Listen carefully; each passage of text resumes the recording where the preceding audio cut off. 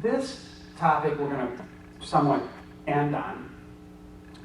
Why? Because it is, I think, representative, very much so, of not only how you're going to be confronted with modifications of thoughts of your food choices, but this is gaining momentum, and it's a natural path that I find that most people will take because they want so badly to hang on to these false senses that they need to eat animal products. So it's a path of least resistance. It's a much easier alternative.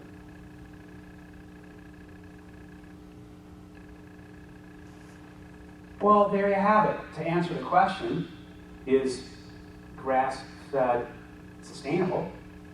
Here you have a very prominent author, lecturer, considered the guru of food in America right now.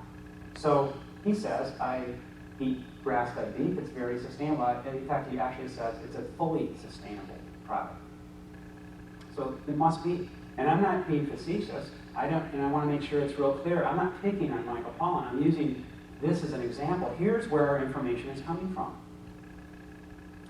And he's done marvelous things to make sure that we understand about our commercialization of food, the industrialization of food, and that things can be done better.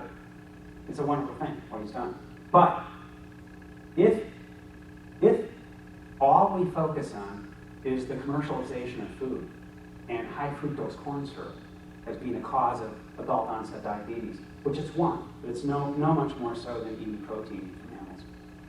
And if we continue to focus on the fact that it is fully sustainable to eat grass-fed beef, well, we're not going to be going in the right direction.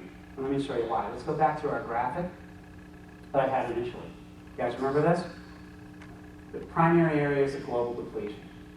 Okay? Let's take grass-fed. Let's change the middle. Should be changed to grass-fed livestock. And let's just look at air, for instance. Okay?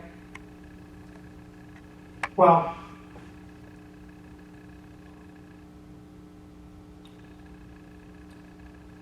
the greenhouse gas emissions from grass-fed cattle alone will increase 50 to 60%.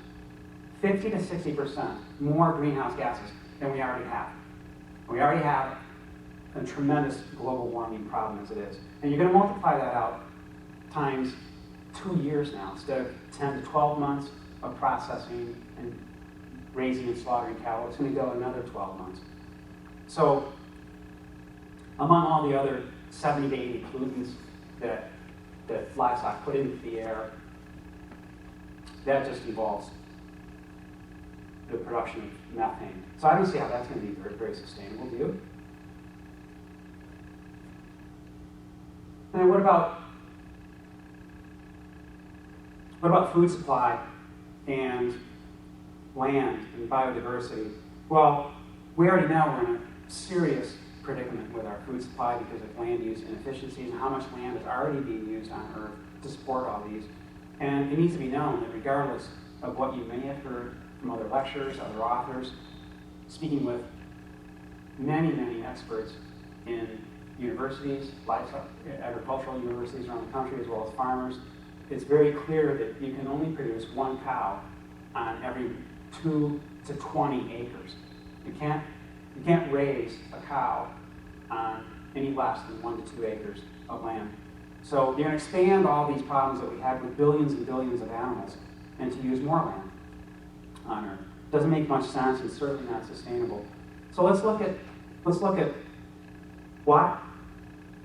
Well, we know that it takes 20 to 30 gallons of water to feed each and every cow or pig as you're raising it. You're going to multiply that now times more months because it's going to take 24 months. We already know that the water is being depleted at an irreversible and unsustainable rate. So how is that going to be sustainable?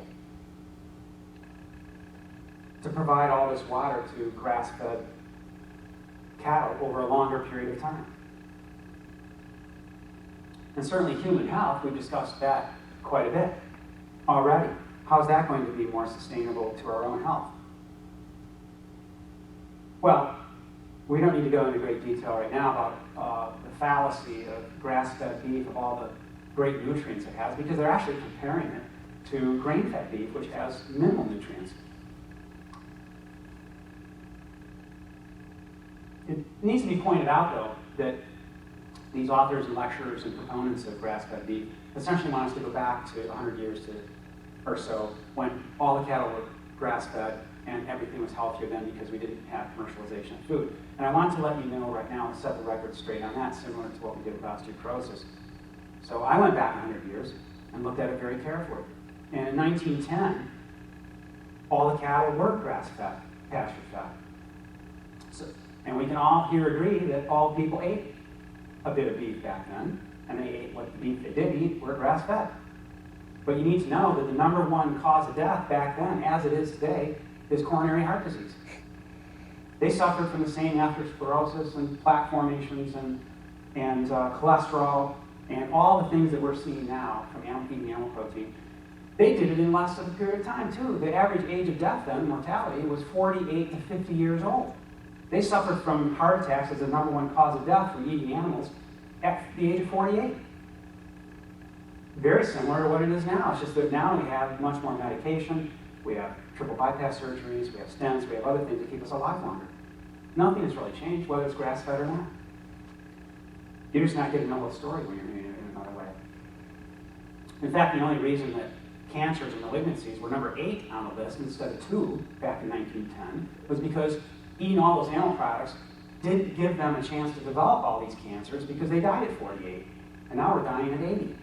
So we have a chance to develop all these cancers.